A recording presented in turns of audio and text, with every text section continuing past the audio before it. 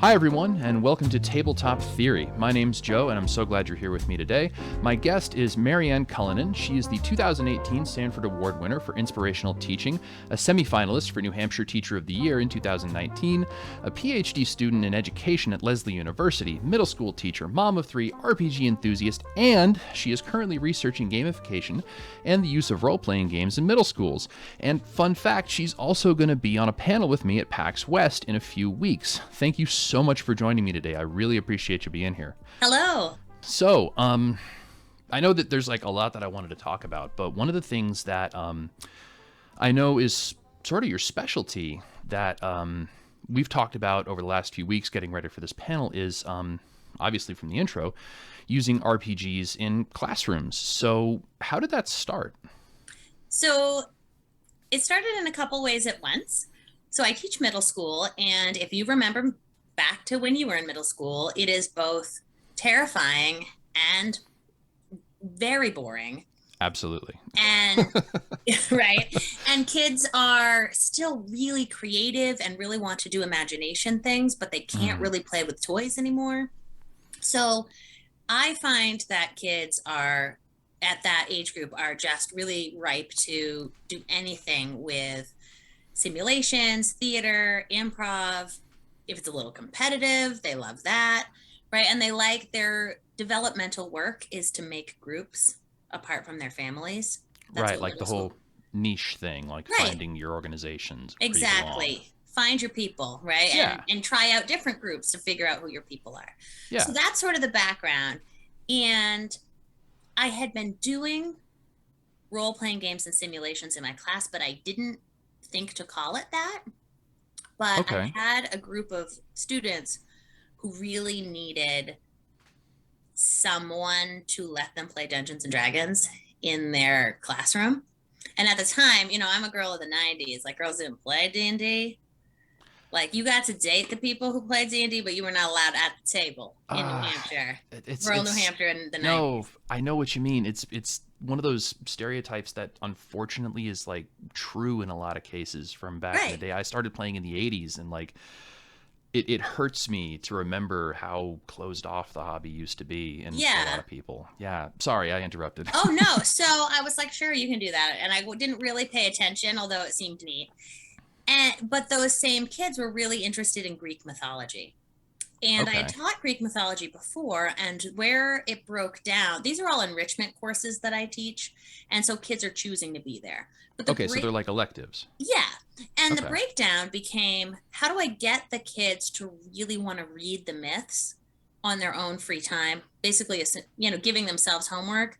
Yeah. And then have a closer connection with the material. Not just let's get through this as quick as we can.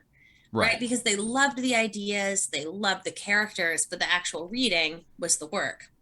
So looking at that group of kids who really love games, I started to think about, well, how could I gamify the reading? How can I make it matter? Because middle schoolers really care about the why. And it really doesn't matter what the why is, they just need some reason to do it. So when you say care about the why, you mean like they need to have their own reasons to figure out that are what they're reading and what they're trying to be interested in that's specific to them. So it's not like what you mean by like what the teacher says is the why. Am I understanding? So, I mean, if you're a middle schooler, like, why do I care about Greek mythology? Got it. Right? Like, these people lived a long time ago. They're all dead now. Why should it matter? Why does it matter to me? And so if I say, well, because you're going to come up against the Guardian of the Glen, and the Guardian of the Glen is going to test you on your knowledge of all of these myths that have the same theme of hubris. And if you know enough about them and can talk about the themes, then you will get one of the medallions. And when you have 3 medallions, you can unlock this snake, and then you can battle the snake, right? Then they're like, okay, I'm in for the medallion, I'm in for the story, right? And so that's what gamification in middle school is all about, is creating that storyline and that why do I care. And they love to imagine, they love to be the heroes, they love to be the bad guys. And so giving them the opportunity to do that, even if it's manufactured, allows access to that sort of like, I'm part of a group, I'm doing something important, I'm playing, it's fun, where really a lot of times it's the same work, it's just now fun. Yeah, it's a different format. It allows for, like you were saying, that sort of creative expression to help do things like problem solving and critical thinking. But at the same time, you're also learning about things like Theseus and like Right. all of the different aspects that make up the different Greek pantheon versus the Roman pantheon and whatever you And want to apply it to. here's the secret about teaching. Nobody really needs to know anything anymore, which is, Okay. I know, but because of the internet and because of modern society, it's way more important to learn how to think than to know facts. That is a really interesting idea, and I completely agree with it. Right? Because with so Yeah, much information at our fingertips, it's the idea exactly. of how do you process it, not necessarily what are you processing. It literally doesn't matter who That's Theseus is. fascinating. I Right? mean, In 10 years, they're going to be at some party and they're going to be like, oh, yeah, there was that guy, Theseus. Was he the one with the Minotaur or was he the one with that lady with the snakes? And then they're going to Google it. right. Right? But they got to that party, that industry party, because they know how to network, they know how to have conversations, they know how to be a creative thinker, a team builder, they know how to do public speaking. Yeah. They, you know, so that's the vehicle is more important than the content at this point in most I would say in most education That is at such the a middle school level. fascinating fundamental shift It in is. education that I feel embarrassed that I hadn't even considered up until you brought it up. That is Yeah. amazing. That is just thinking about the method in which we've, like, people our age have been instructed up to a certain point, and to think about 10 years from now how that's going to have to be changed, because recall as a skill, like fact recall, is something that you're absolutely right is going to completely change in the next 10 years because of the access that people have to things like the internet. But now, okay, let me throw you a curveball a little bit, since this is going down a really interesting road. How do you see that applying to people in situations that may not have access to the internet? Well, first of all, I'm not sure how realistic that is Fair for enough. most of the time, right? Yeah, I I'm not saying no one should ever learn anything. There are certain things you need to know. sure. Basic Basic facts about fundamentals. science, basic understanding of math concepts, Mm-hmm. basic reading and writing skills, right?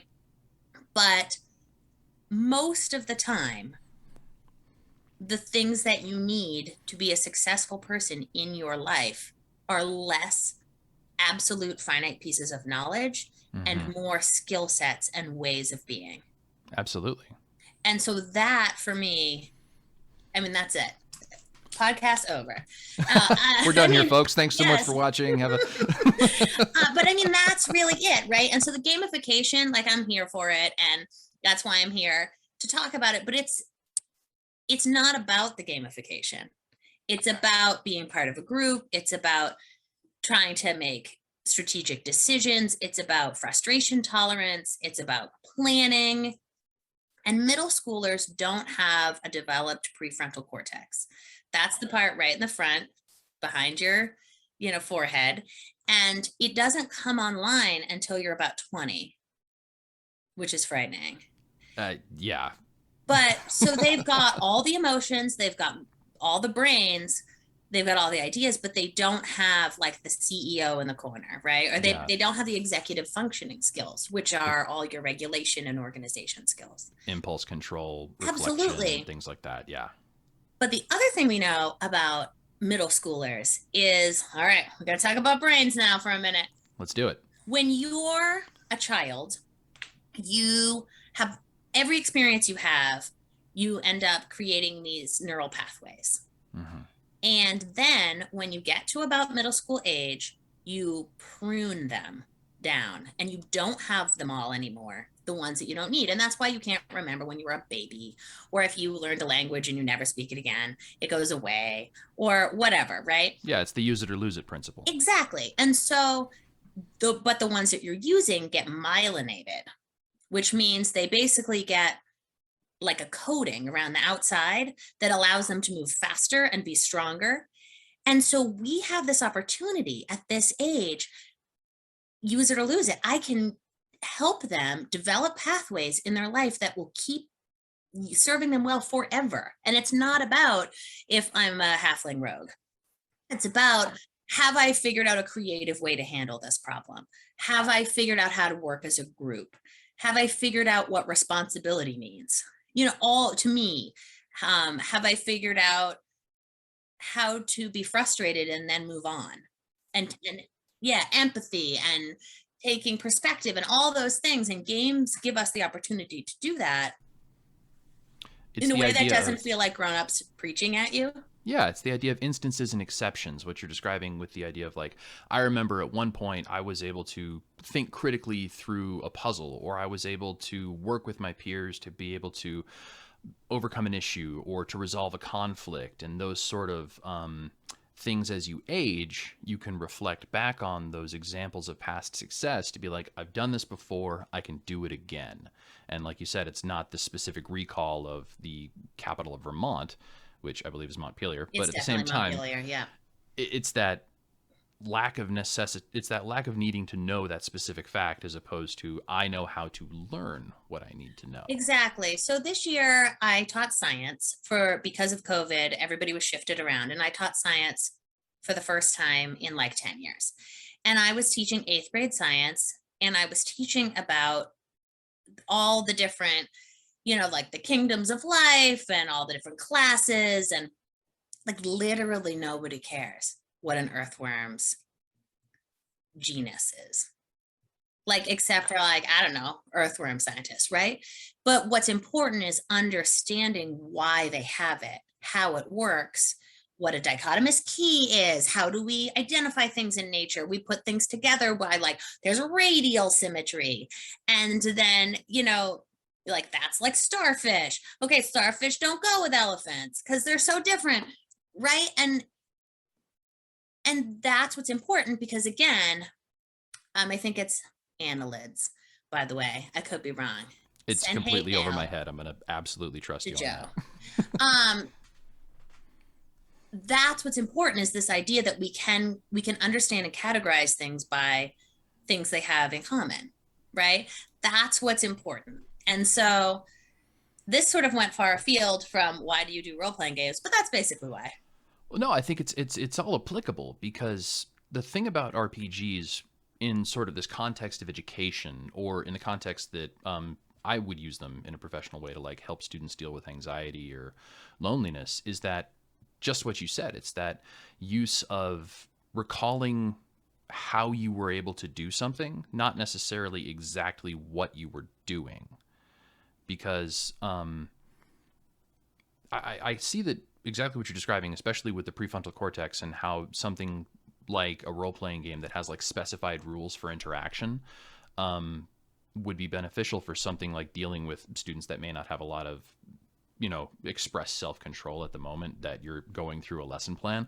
But it makes total sense as to why you would want to use something like a role-playing game in a context like that with middle schoolers, because of just all the different boxes it checks. You've got all the things that we were talking about with figuring out the different facts, but why you would figure out those facts in that specific situation. And so I think you and I both are on the same page in terms of like, yes, this is beneficial, and these are all of the reasons why. But I know in my particular cases, I've come up with a couple of different challenges over the years that I've started to find different ways to overcome and work through. But I'm curious, what are some of the challenges you've come up against using this particular approach with your students, and what are some of the ways you've overcome them? So the first thing I want to just make clear is that for the classroom setting, for what my use, we do homebrew RPGs. I mean, we have used Quest, and we've used elements of Mouse Guard, and definitely, D&D and things like that. But Hmm. I think the first thing is you can't just take whole hog somebody else's role-playing game and then put it into your classroom. I mean, maybe you can. If you can, you should let me know how you do it. But I Well, I mean, think there's it's, developers, I'm sure, that are working on stuff like that, yeah, but you it's never the know. elements. I mean, it's something I'm interested in too, but it's the structures and elements that sort of Yeah. allow for that. So I think the first thing, I'm lucky enough to be in a school where they more or less trust me to do what's right for kids. If Sure. I'm doing something kind of crazy, they're like, "Meh, that's yeah, that's her." But we know that kids need skills, the 21st century skills to be successful, right? Hmm. Except most of what we've been doing in the past years has been dictated by No Child Left Behind and a lot of testing. And so, one of the biggest challenges is helping students see that there isn't a right answer that I'm looking for, and that it's okay to make mistakes, and then it's just as funny to me and it's just as meaningful if they totally make a mistake versus getting it all right the first time and Yeah. to guess what the teacher is thinking Oh, that's so mindset. important. Yeah. Mistakes are vital to growth of every kind. Right. And unfortunately, if if all of your funding and all of your future class choice and things like that are based on one test, you don't get to make that mistake. You have to be right the first time. And Yeah. so we have a lot of students who are creative and interesting and take lots of interesting personal risks and, like, in dance and stuff. I don't mean just necessarily naughty ones, but like they put themselves out there in other settings. Yeah. Elements of vulnerability. Yes, thank you. Are not able to do that in the classroom because they want to get it right. And Hmm. so I think that moving away from there's one right answer and I'm going to get 100 and I'm always going to be right is one of the challenges that Yeah. Wow. that we have to work through, and it just takes time and a lot of practice and openly talking about that. Yeah. And I think one of the things that you mentioned, just the idea of needing to be right, um, is so hard when you're dealing with something like a role playing game because, in so many cases, there's no such thing as a right answer for every situation because everybody's way to play is always going to be a little bit different because everybody's character is so different. Just like Yeah. everybody's game master style is so different. And Yeah, like go ahead. some of the most interesting things in the game happen when everybody gets killed, or you Right, try to do something and it's a terrible failure. Like, that's part of right. the fun. That's where the camaraderie comes together. Yeah, being able to overcome those failures or missteps Right. or complications. Yeah, absolutely. And I think that for everyone, but especially for middle schoolers, they don't have practice being a good team. And one of the mistakes we make as educators, I mean, we've all been in that group project that we hate because the group is not working together. But there's very little direct instruction on how to be a team. And so, one of the things that we do in my class, and I sort of fold it into our gameplay, is having table norms. And Brilliant.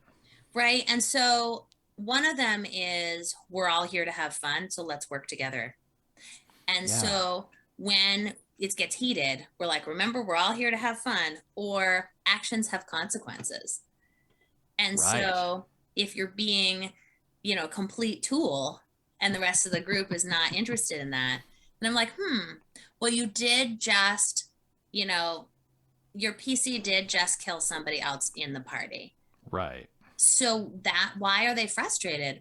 What, that character, I wonder why, or so those are some of them. We also, in our after school club, we have one which is good leaders need good followers and good followers need good leaders.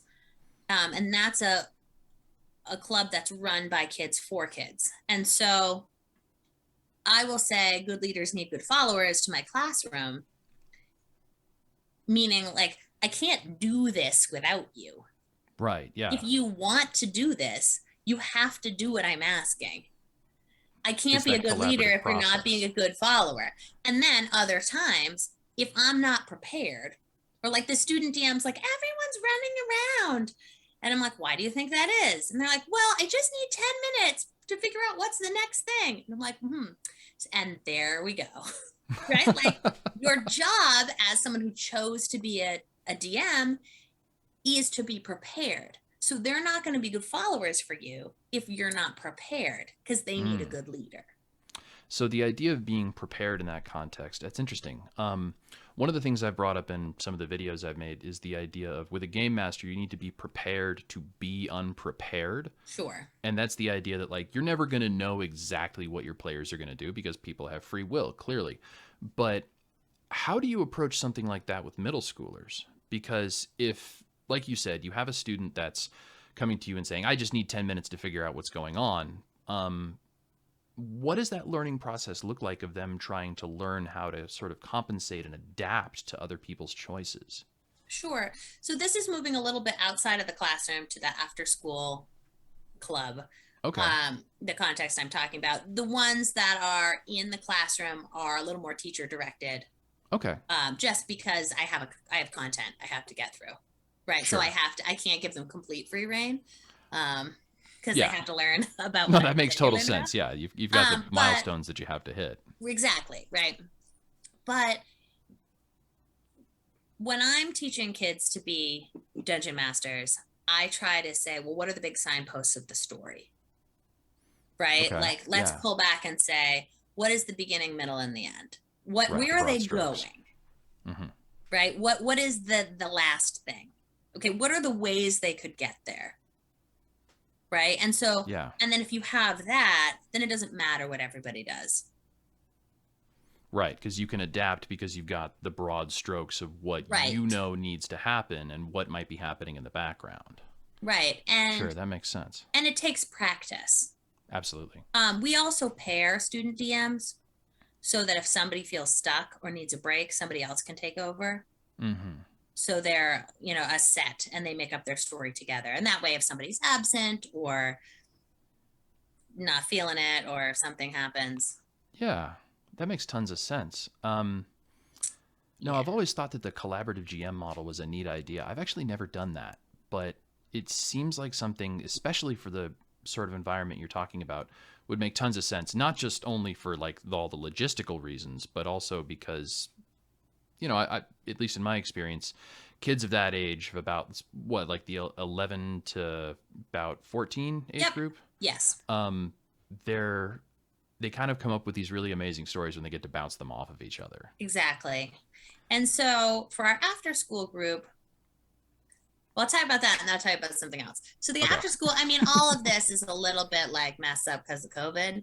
So we're rebuilding this year. I was going to ask you about that later, but yeah, so please continue. I'm sorry. Yeah. So, but our after school club is called Heroes Hall, and it had about 50 kids who would come regularly every Friday after school. And so we had sets of tables that had about, 6 kids at each. And I have a couple parent volunteers who would come in, which was fun, but they didn't have to. It would still run. And there were pairs of student DMs. And everybody was kind of doing their own thing. And part of what I was teaching the DMs is, look at your table. Do they need a break? What are the table norms? Like, is it okay for them to be on their phones? Is it not okay for them to be on their phones? Realistically, things like that. And then they would often meet with me at another time outside of that group to do the planning, and I could talk through it with them. But a lot of it's just having that experience too, and making that mistake or finding that breakthrough. And we switched people around which tables as we sort of figured out what they wanted from the game. Right, to find that fit. Yeah. So, this one table that was all 5th grade boys who just wanted to destroy everything. Yep. Hack and slash, the whole murder for everything is the answer. And that's okay. They were really good kids who spent all week doing everything they were supposed to be doing. And so they found it quite hilarious to be able to go through and just stick it to the man all the time. Right? And then I had another group that all they wanted to do was get pets. All pets all the time. Kids, especially boys at that age, I remember when I was that age, it's just your whole brain is awash with testosterone coming Mhm. online, and you don't have the ability to control how you react to that hormone. It's just an absolute train wreck all the time. Yes, it is. And so that's really fun. And then we come together at the beginning of every Friday, and if somebody's finished their first campaign or like their first little arc, um, then we roll out this purple paper that we have, and we get this chair, and their DM comes, and everybody lines up, and they come forward, and they get sort of like knighted with this dragon, and then they get their That's own cool. D20 to keep. Oh, that's awesome. That's really Yeah, cool. so I love that whole ceremony aspect of it. yes, That's neat. rituals and ceremonies are really important to middle schoolers. Yeah, So, definitely. And that sort yeah, of would help to build group cohesion, help to right, give the students an opportunity to be like, oh, I want that. It's a sort of goal setting that they get to right. see something with like a concrete outcome. That's really neat. I And love that then idea. one time there were two characters getting married. So they went and found some wedding dresses in our costumes. And then they got fake married in like on the purple paper. It's, Wow. but middle schoolers like that.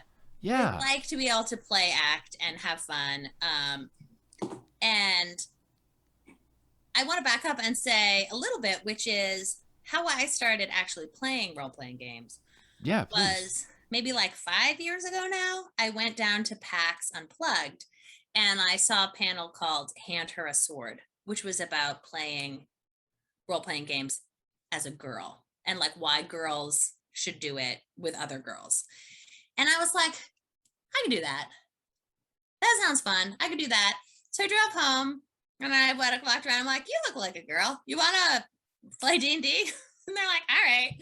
Middle schoolers are pretty much up for anything if you ask them at the right time. And I'm like, you remember that show Stranger Things? You know what they're doing? Let's do that. And they're like, okay. So that is the Slay Queens. And the Slay Queens are, Love that name. they self-named, and it has expanded to be sort of more people who present femme or are interested in playing girls. It's sort of girl centric, Sure. but we definitely are not just girls anymore.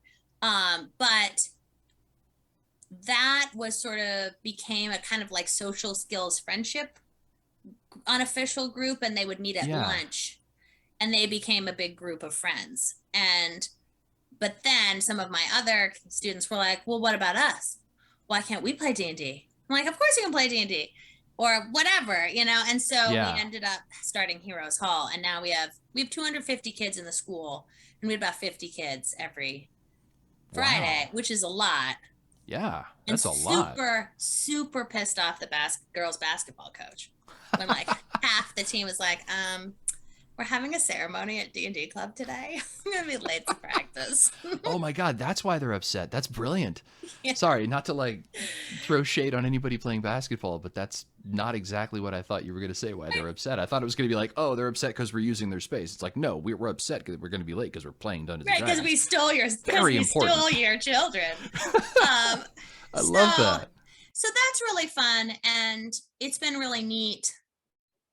In COVID, one of the things that I taught my sixth graders how to play Quest this year, and we sort of used a modified version of Quest to, at the end of the year, their curriculum is about climate and geology, really. So we spent a lot of time with world building and where is your character from and what is the climate there, and let's build a house that was made out of their like the elements that they would have at their disposal, and what Yeah. are the kind of magical things that they might get from the environment, right? And so they were so much more willing to review climate, or like Mm-hmm. what is the house made out of, what rocks do you have, why, how do you know there'd be sedimentary rocks there, Yeah, really specific geological world building. Wow, that's right? amazing. And that's I mean, really, like, the rock cycle is really boring. like it's cool, you're like, cool, that's cool, yeah, all right, I get that. And then you have to learn about it for 6 more weeks. It's like Right. you either are a like rocks kid or you are not Yes. a rocks kid. Yeah, they're either the most important thing that you're going to be focusing on for a while because of various reasons, the the different shapes, colors, strata, or that's where dinosaurs are, or it's just like cool rocks, got it. Moving on. So in New Hampshire, we have Mm-hmm. 2 kinds of metamorphic rock. We have gneiss and we have schist. And Okay. those are, in fact, the 2 best kinds of rocks there are, because then you can walk around the schoolyard and yell nice or yell schist. And you're right, because it's science. That's amazing. And my 6th graders really wanted to write to the governor, and because we're the granite state, Mm-hmm. and see if we could change our state motto to "Don't take our nice schist for granted." Oh my God, that's brilliant. I love know, that. so good. That's so great. Yeah, sorry, live free or die. We're done with you. No, we're done with that. Oh my God, that's amazing. And then with 5th grade, I used a lasers and feelings kind of hack. Okay. Which it's basically like you get it or you don't get it with D6s. And on Fridays, we only had half days. And so we used Fridays as like a team building day. Mm-hmm. And although that takes up a significant portion of class time, because they were able to work together so effectively, we actually didn't lose any time in content because we were able to get through content so much more quickly. Wow, that's amazing. Yeah. And I mean, that's the whole thing, right? With middle schoolers is they need to learn how to work together, and they can't get it from the air. You have to It has teach to have them. some kind of formula that they get to adhere to in order to like practice that. That makes tons of sense. And it was super interesting. Like 5th and 6th graders love lines and veils. They love X cards. And they started using the X card term out of gameplay, where when someone was making somebody else uncomfortable, they'd be like, bah! Right? That's so interesting. I love that. Yeah. And because you can do it a little tongue in cheek, because you can go, then people do that because they're not going to say, "Dearest Joseph, you are making me slightly uncomfortable in your ongoing saying of schist 85 times while I'm trying to read," right? But they can look at someone else and go, bah! Every time they do it. Get to make a fun noise, throw your hands up. Right. Yeah, that's all middle school all day. That's wonderful. But it's also so great because it helps to sort of normalize that sense of explaining where your boundaries are. Right. And sort of introducing that early and just helping students to feel comfortable with the idea of saying, that makes me uncomfortable. Right. That's so wonderful. I love that. Yeah, and it's really great. In 8th grade, we basically did a modified kind of mouse guard hack. Mouse guard, I don't know if you've read Redwall or if you've ever read Mouse Guard, it's like anthropomorphic mice who are also kind of like rangers in the sort of like Tolkien ranger kind of deal. Sounds very much like oh gosh, you've already said it. It's escaped me. I read those books when I was a kid. Yeah, Redwall. Sorry. Yeah. Yep. It's the actual graphic novels, first of all, are wonderful. And second of all, are much darker than Redwall, but it's the same kind of idea. And I so remember Red Guard being pretty dark when I was in middle school, but like, wow, that's cool. Yeah.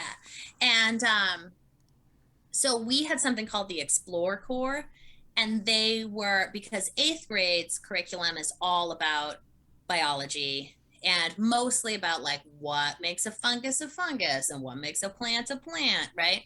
And so when it was time, we wouldn't play it every day, but when it was time to do like a big assessment or something, one of the assessments was, okay, somebody bangs on the door and says, "You got to come help," near a mouse, and they got to decide all sorts of things about their mouse. And there's this giant pile of mushrooms that have been foraged by the forager mice, but they all left because there's a storm coming, and there's this giant chicken of the woods, which is a kind of mushroom that will feed the entire colony for a long time in the winter. So they ran off to get it, and there's this big pile of mushrooms, but all the babies are crying because they're hungry. So you have to sort the mushrooms into edible, medicinal, and weapon. Interesting. And then the chef's going to take whatever mushrooms you said were edible and feed them to the children. So that's not only talking about identification and factory call, but it's about responsibility Right. and oh wow. And That's brilliant. so their tool was they got to use a dichotomous key that I created for them, which dichotomous keys are basically like those yes no flow charts. Yeah, I was going to say it's almost like a flow chart. If Yeah. this, then this. And that's what biologists use to identify something. You know, does it have hair? Yes. Does it have legs? Yes. You know, that kind of thing. Yeah. And so, but the questions were like, is it poured? Is it gilled? Is it toothed? Did you find it on the floor, forest floor? Is it on a tree? You know, things like that. And then if you could follow the dichotomous key and you knew what the features of the mushroom were, you would know how to identify it. And then you could figure out, like, don't give the avenging angel to the babies. They'll all die. Yeah, that's super dangerous. Don't do that. And But- so most of the babies lived. We did have one group that killed all the babies. They were mortified. Oh no. So, but it was also hilarious because they weren't real babies. Yeah, I mean, it's like Good you news. said, learning from mistakes, right? You know, sometimes you feed a village, sometimes you kill everybody. It's Right. You know. But that's the whole thing is when you have a role-playing game, it allows you to make mistakes socially that you can fix or we can all laugh about and you can move on, right? And so kids were so much more invested in getting this assessment right because at the end I was gonna reveal if the babies died or not. Then if I just been like, here's a test about mushrooms, like who cares? Right. I mean, there's stakes with a test and there's stakes with a game, but what those stakes are and why they matter, I would imagine, really depends on where you're at in life, right? Because if you're in middle school, stakes on a test are like, yeah, okay, whatever. It's numbers on a piece of paper. I mean, for some students, I'm sure it's very important. It is, right. But for others, the idea of the stakes in the game, because it's all built up in your imagination, is a lot more close to home, I would imagine. Well, and the kids who care about the test can still care about the test when you're feeding babies. That's a really good point. Yeah. So you're just you're casting a wider net. Mm-hmm. So, or later we had an activity where Findle, who is a friend of all the PCs, sends a letter back and says, there was this really cute other mouse, because this is 8th grade, and they think a lot about these things. There was this really cute guy, and I told him I knew everything about sea creatures, but I was just trying to impress him, and then he told his mentor, and now he and I and the mentor are on the seacoast identifying animals. Like, can you please send me something about... Help me. You know, that and then, like, will it kill me as a mouse? Or like, will it eat me? You know, how do I handle it? How do I keep it alive? How big is it compared to me? Yeah. And those are things that make them care so much more about, like, the difference between a sea sponge and a jellyfish. Definitely. I mean, that makes a ton of sense. And I love the idea of that being a quest as opposed to something that's generic and kind of played out and pretty much overtly sexist, like a rescue mission that you would have from back in the day. That's a lot more fun. I love that idea. That's brilliant. And then the other thing, you know, so when you use a role-playing game in a classroom, sometimes, you know, you could argue, like, is that a game? Maybe. Sometimes it has game elements, you know, where you can win or lose. And sometimes it's just role play to sort of keep it interesting. But we in 7th grade was probably the one I did the least role-playing games with, just because they had chemistry and was really hands-on. Right. Yeah. So they didn't really need that because they were enjoying blowing things up. But who doesn't love chemistry? Right? we were, well, but again, I was teaching them about chemical reactions. So we made little rockets, and it was like, okay, you have the next week to figure out how much baking soda and how much vinegar you need to be able to shoot your rocket to land on the moon, which was a hula hoop further away. And then in 1 week, all the representatives of NASA are coming, and they're going to take the most accurate group and give them a special prize and hire them. That's awesome. So everybody's like, okay. And then I get some other teachers to come and pretend to be from NASA and give them like a little snack or something. Well, you're still hitting the same check mark though of like Right. imagined stakes and letting the students sort of like, yeah, we know it's not real, but we can get behind it in our imaginations and really sort of get with that and use it as motivation. That's brilliant. So the first thing we did was 7th grade. My 7th grade was very concrete, and really a lot of them had a lot of school anxiety and a history of poor performance in school, and it's COVID and it was tough. But one of the first things we did was when everybody got assigned an element, and then they had to make like the element model and stuff, like everybody does that. That's a rite of passage in middle school. Then they used one of those like little make a picture, like those little pic crews apps that people have, to design a high schooler who went to elemental high, who was based off of the properties of their element. And they'd come up with what their name was. And so that was really fun. And like, what did they look like? Right. And then they were also that was them during the day. And then they were a superhero at night, and their superpowers had to do with again, the properties of the element. So it's still character creation. It's still fundamentally taking something from a role-playing game. But it's also like, who cares what the properties of oxygen are? If you are like, you breathe oxygen, that's cool. But like, right. And then you think about it like, okay, how can I turn this into a superhero? What are the actual properties? That person called their character Oliver Air, which was awesome. That kid reads on a 2nd grade level. Wow. And and he was really able to like access thinking about it, Yeah. That's wonderful. It's just, there's so many ways that you can take just little chunks of how a role-playing game functions and modify them to work in a classroom setting. So I did want to ask, I've definitely have a couple of people that work in education as teachers for different age groups.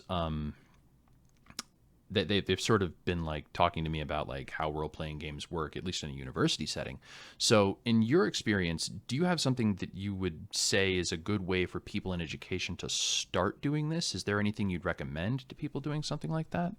Sure. I mean, I think it depends, but most people like to play pretend in some way if the stakes are low. Sure, yeah. Right? So you can even start there.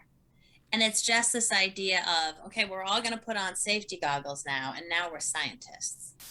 Right. And we're going to think the costume. like scientists, right? Yeah. Or when I taught 3rd grade, we were trying to think about ourselves as the pioneers of Antrim, New Hampshire, which is where I live, right? What would it be like? And we walk out into the woods and we're like, okay, what if this was your house? Like, how do you start? How do you start if you live in the woods, but you want to make a house? Right. Right. What's your first step?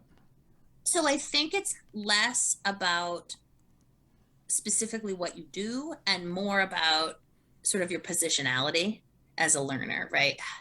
How do you come across this and trying to help people have that empathy and think about things from a different perspective than their own.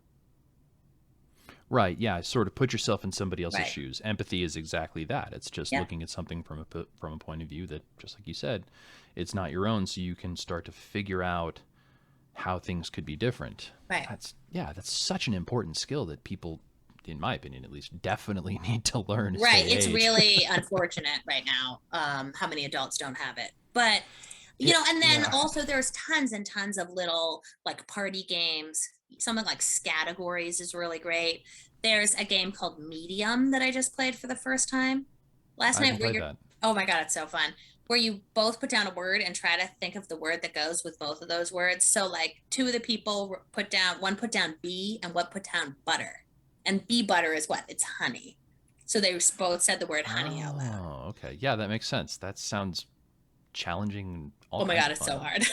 So, especially when you're kind of a divergent thinker. But, those are the kinds of things, if you can do in your classroom, why couldn't you do that with social studies vocabulary? Yeah, Why yeah. couldn't you play taboo with math vocabulary? I'm trying to get you to say exponent and I can't say any of these other words. So I have to describe the concept. Right. Or the one where you headbands, where you're trying to get somebody to say the word that's on their head. Sure, yeah. Right. So you can start with those kinds of modified party games. Mm-hmm. And that allows that divergent thinking and making mistakes and team building, and sort of sets the atmosphere for being able to do these things. And it kind of goes back to what it sounds like your research is focusing on, trying to utilize gamification in sort of specifically a middle school setting and what you're working on. Yeah. Yeah. So, I mean, when you say gamification, it sounds like you're not just describing role-playing games. You're describing the use of games in general. And yeah, so there's kind of a split, right? There's mm-hmm. a gamified classroom, which is really everyone's in the game, at least like an part of alternate the reality time. kind of thing. Yeah, and that's that role play or simulation kind of thing where you come in and you're a character and there's things to do.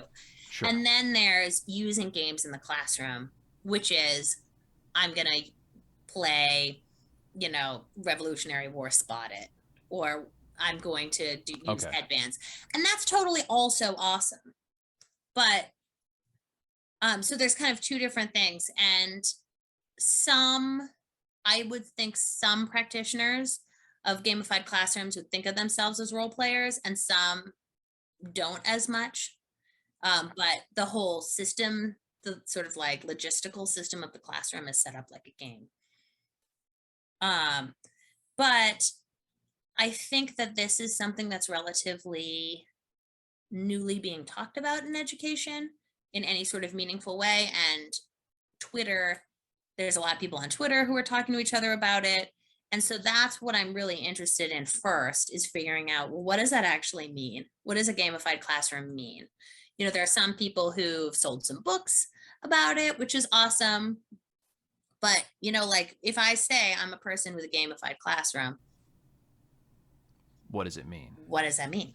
Yeah. And so that's kind of the first question, because ultimately I would like to do a couple things. But one thing I would like to do is be able to look at published games, and both role-playing and board games, and think about, how could I use these in the classroom? What would they be good for?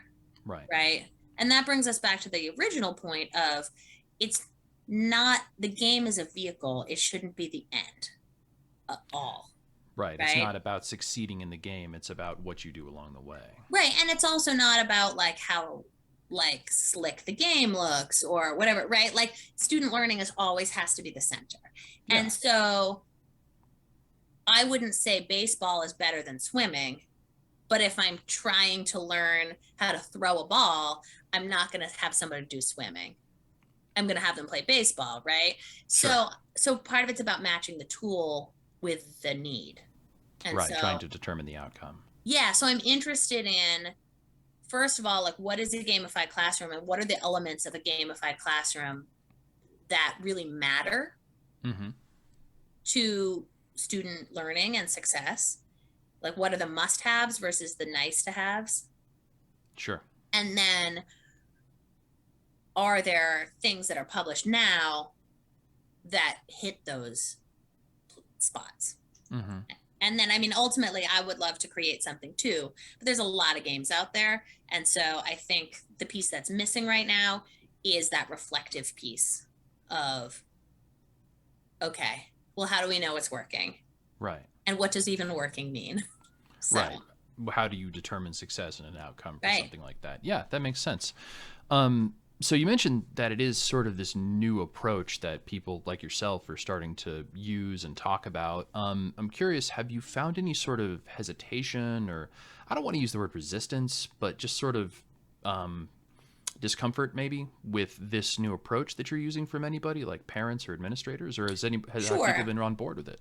I am so lucky that pretty much everyone is usually on board because I'm established as it. I've been teaching for 18 years and I've been in my district for 15 years. And so I'm lucky enough to have a supportive community that will give it a go most of the time. But yeah, sure.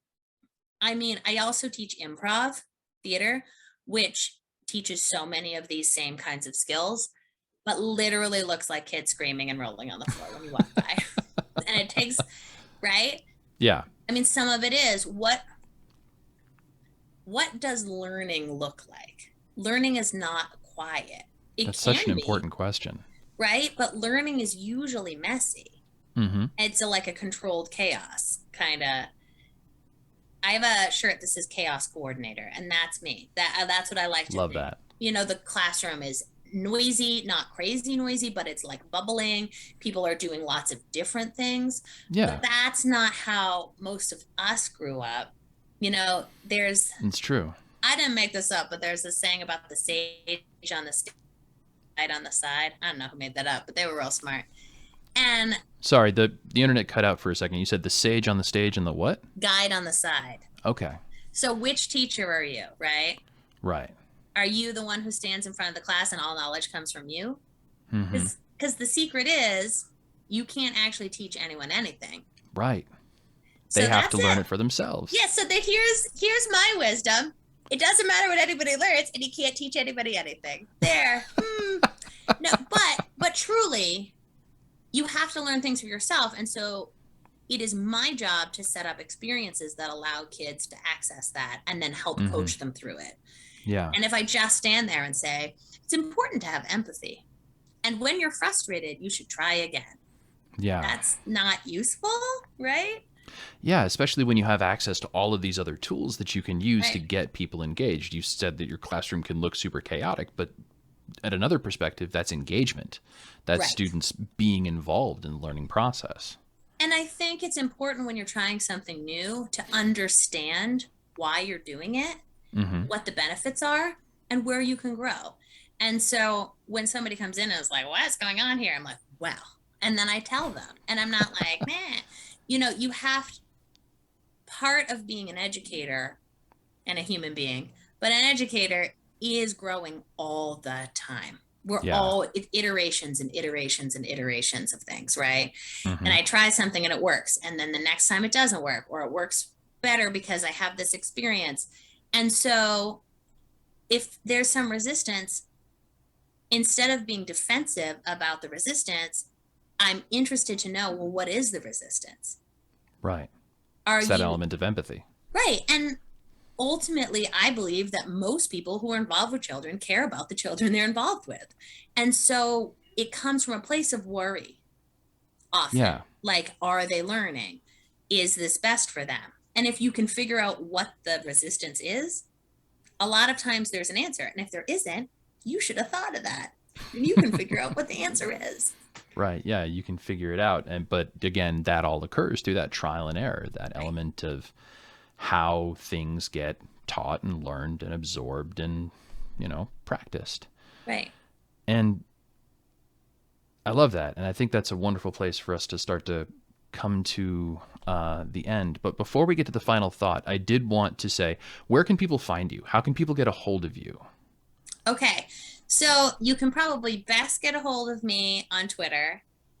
I have recently put together a professional Twitter handle as well as my personal one. I don't care. You can do both, which is Cauldron of Cully, which is Cauldron of Culli. Absolutely. And then, or you can find me at Calliope on Twitter, which is Cull, like my last name. Makes sense. And that's probably the best way to get a hold of me. I can't believe an hour has gone by. I could talk about this all day. I know. Yeah, this has been an amazing interview, and I'm so happy that we got to talk about this stuff. So now that we're here towards the final thought, before we get there, again, folks, if you're going to be in the Pacific Northwest at Labor Day weekend, come on by and see us at PAX West. We're going to be talking about more of this stuff, and it's going to be a ton of fun. It's going to be great. But Maryanne, do you want to leave us with a final thought? Yeah. So I read this article for my PhD recently, and it was super boring, but it had this wonderful nugget in it that I can't stop thinking about, which is we think of resiliency as a noun. It's like a thing you have or you don't have. But this article was arguing that it's actually a verb. It's what you do. You can perform resiliency without feeling it. You can perform non-resiliency while technically having it. Like, it's what you do. It's not who you are. Yeah. And that's been blowing my mind recently. I love that. Practicing resiliency as opposed to having it. Right. And that's what we're asking kids to do all the time, and ourselves, especially in this day and age. Yeah. And it's so important. And I'm so glad that we got to talk about that. Me too. Maryanne, thank you so much for joining me today. I really appreciate it. And thank you all so much for watching and listening, and take care, be kind, and have fun adventuring. That's right. Bye. Bye.